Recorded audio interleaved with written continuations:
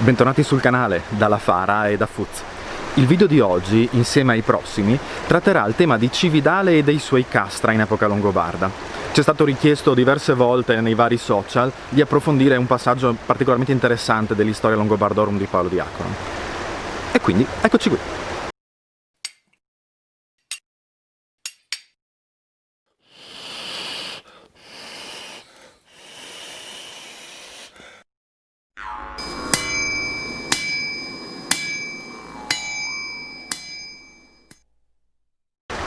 Beh, come prima cosa noterete che non siamo nella sede associativa, siamo a Cividale, del Friuli, nella forra del Natisone.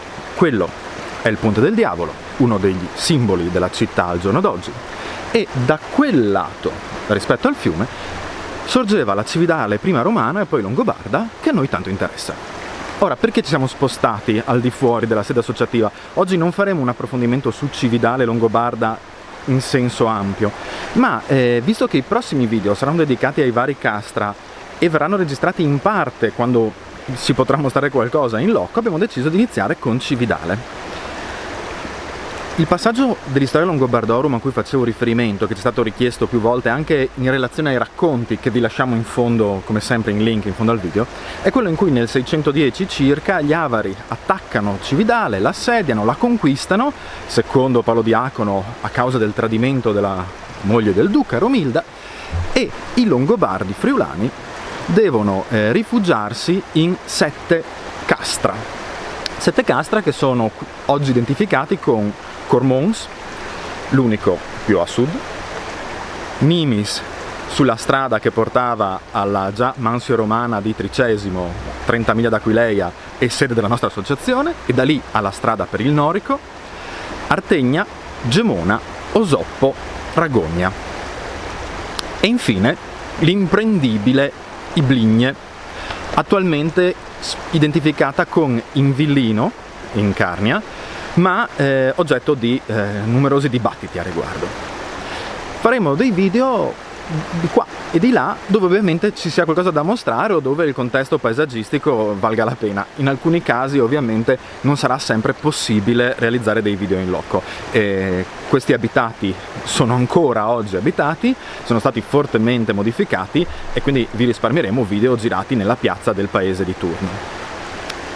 Tornando a noi, nel 610 quindi gli Avari attaccano, conquistano temporaneamente Cividale, nel senso che riescono a saccheggiarla, uccidono il duca e poi se ne tornano in Pannonia con una serie di, oltre che di bottini, anche di schiavi. In quest'ottica rientra proprio un racconto familiare che Paolo Diacono fa rispetto alla cattura, o meglio alla fuga successiva di suo nonno dalla Pannonia avara, e che appunto ritrovate in fondo nei video.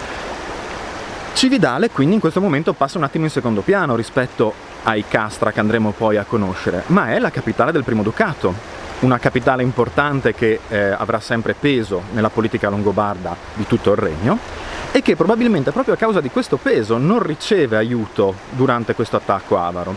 Alcuni storici infatti ritengono che la condizione isolata di Cividale in questo contesto dipenda proprio dagli scontri con il re, con la corte regia, e che quindi aveva solo da guadagnare a lasciar Cividale gestirsi da solo questa incursione avara, perché poi appunto non era un'invasione ma un'incursione. In quest'ottica quindi il ducato tradizionalista, indipendentista e spesso problematico per la corona si trova a venire.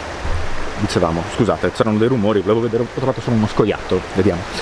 Il ducato quindi indipendentista, tradizionalista e spina nel fianco della corona si trova quindi a dover gestire da solo una crisi e ad uscirne ovviamente depotenziato.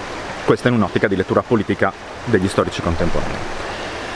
La Cividale longobarda, che noi oggi conosciamo grazie agli scavi archeologici, è molto ricca di riferimenti al potere di quei secoli, anche agli ultimi anni poi del regno, quindi successivi all'attacco avaro, e principalmente mostra 3 grossi nuclei di potere: il Palatium tardo-antico adiacente a quella che viene identificata come la corte ducale, palatium all'interno del quale è stata trovata la tomba del cosiddetto duca Gisulfo, in realtà probabilmente sì, sicuramente un longobardo di altissimo rango, forse un duca, ma non Gisulfo perché il corredo è decisamente di VII secolo e non di fine VI. Il futuro palazzo patriarcale, le cui fondamenta sono in questo momento visitabili sotto il meraviglioso Museo Archeologico Nazionale di Cividale, e infine la Gastaldaga, diciamo il palazzo del Gastaldo e quindi dell'inviato regio nel ducato, di cui oggi ci resta soprattutto il preziosissimo tempietto longobardo arcinoto. Ecco, questi tre poteri sono quelli che caratterizzano la Cividale longobarda. In tutto questo, quindi, nel momento in cui questa cittadina, con questa concentrazione di poteri, all'epoca magari senza il patriarca, si trova a essere conquistata dagli Avari, i Longobardi si rifugiano in questi castra, in questi cioè fortilizi spesso lievemente in altura, maggiormente difendibili e che avevano la caratteristica, almeno secondo gli studiosi contemporanei, di proteggere la via che proprio dall'est portava verso la strada, verso l'antica strada che univa il Friuli al Norico, quindi attraverso appunto Nimis fino o a Tricesimo oppure direttamente ad Artegna, Gemona, Osoppo, Invillino e poi più su.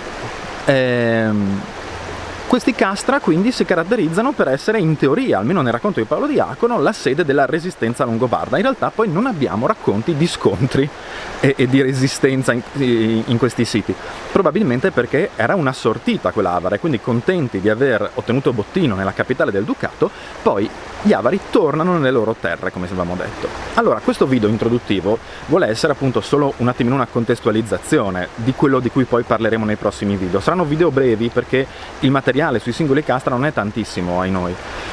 Ci sono, come sempre, dei materiali bibliografici con cui fornirsi un'infarinatura migliore di quella che possiamo dare noi come fara in un video di questo tipo. Allora, due libri, come al solito. Allora, un classico per gli appassionati del tema, I Longobardi e la guerra, edizione Biella, e poi L'oro degli Avari, catalogo di una mostra. Ora, non troverete in questi libri tutte le informazioni, ovviamente, riguardo il mondo militare o il mondo avaro, ma sono un'ottima introduzione, soprattutto un'introduzione visiva per quello che riguarda il mondo avaro. Per quello che riguarda invece la Cividale longobarda, su cui poi torneremo perché veramente l'abbiamo solo sfiorata con questo video, e la principale fonte a cui fare riferimento, perché di studi ce n'è tantissimi, è l'utilissimo sito del Museo Archeologico Nazionale. Il Museo Archeologico Nazionale infatti pubblica un periodico intitolato Forum Iuli, il nome romano della Cividale che poi darà nome a tutta la regione Friuli, e da decenni appunto raccoglie studi e approfondimenti non solo sulla Cividale longobarda, su temi archeologici in genere, spesso legati al mondo longobardo, ma non solo. Il museo negli ultimi anni si è dato da fare nel digitalizzare parte di questi contributi, quindi mentre potreste ricercare i vari tomi di Forum Iuli sui sistemi OPAC o sulle biblioteche in genere del vostro territorio, sul sito stesso del Museo Archeologico troverete gli indici con gli articoli e, per quello che riguarda alcuni dei saggi più recenti, la possibilità gratuita di scaricare in PDF una versione consultabile e detenibile poi da voi. Quindi ricordate il sito istituzionale del Museo Archeologico Nazionale di Cividale. Bene, chiudiamo qui questa introduzione, torneremo a parlare della Cividale longobarda e poi ci vediamo nei prossimi castra.